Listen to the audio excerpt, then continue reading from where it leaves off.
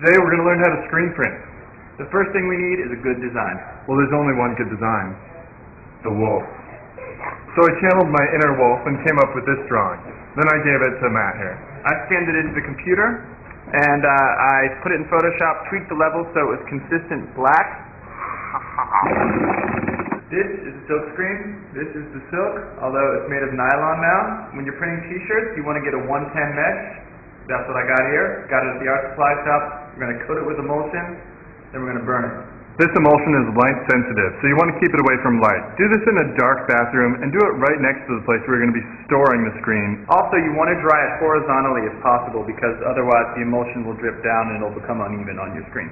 This is my scoop coater. I definitely recommend you getting one of these if you think you're going to be doing screen printing with any regularity, because otherwise your emulsion gets all over the place. It's a total mess and it's always put on unevenly. So, scoop coater, get it.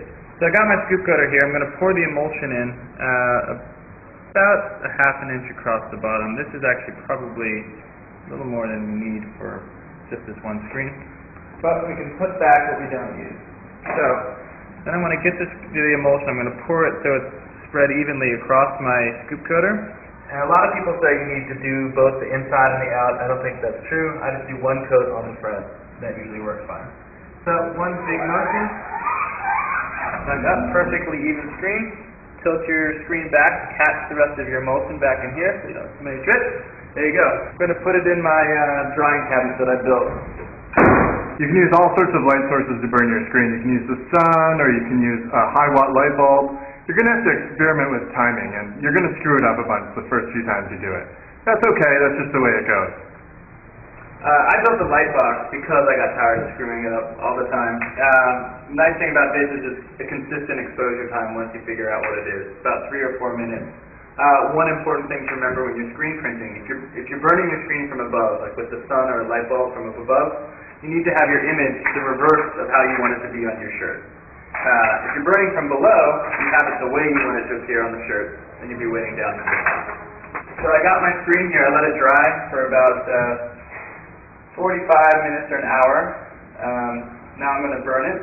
So the first thing I'm going to do actually is weight down the screen. If you're really anal, you can actually, put black fabric in here and keep it out from light leaking, but a good solid piece of wood works just fine. So I got my wood over my image. Now I'm going to take this big black vacuum thing from my vacuum press and these roller skates, chosen only because they're heavy. And now I'm going to start the box. And I'm going to expose this for about the next 3 or 4 minutes. And don't look at this, it's unfiltered black light. You'll get a sunburn and burn your retina at the same time.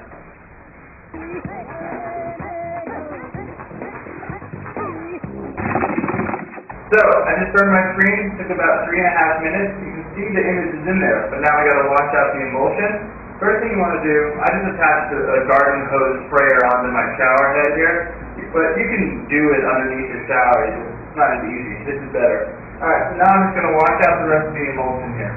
And you can see it all come out.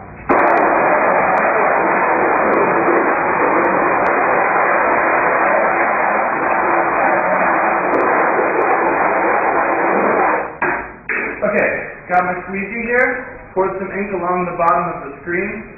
First thing I'm going to do is actually bring the ink across the screen and just flood the image. I'm not going to really put any pressure yet to make sure that it's evenly inked. So, brought it across. Now it's good and ready. Just going to push the squeegee down and hold it at about a 60-degree angle. And then I'm going to apply a lot of pressure and bring it right across the image in one swoop.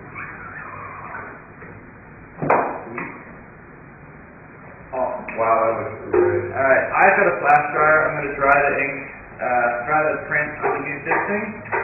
Just speeds up the job. It's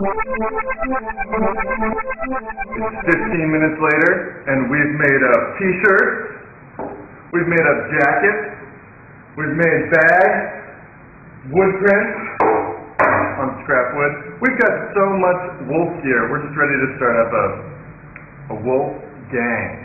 Let's set this wolf's eyes on fire. The first step to putting glowing red eyes on your wolf is, of course, to put glowing red eyes on your wolf. So let's get some LEDs here.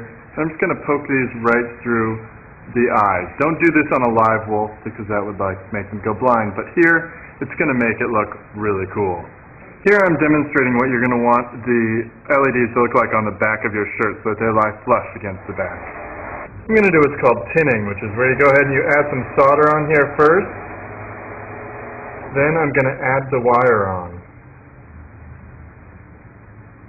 This makes it a little easier.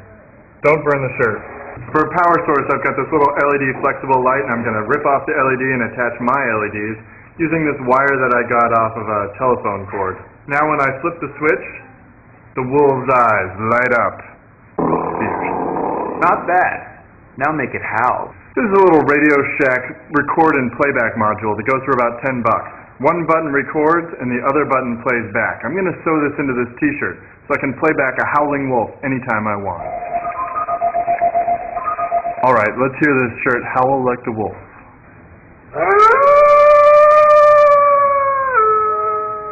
Now it's your turn to go out there and screen print whatever you want. T-shirts, jackets, anything. So go out there, do it, and have a great weekend.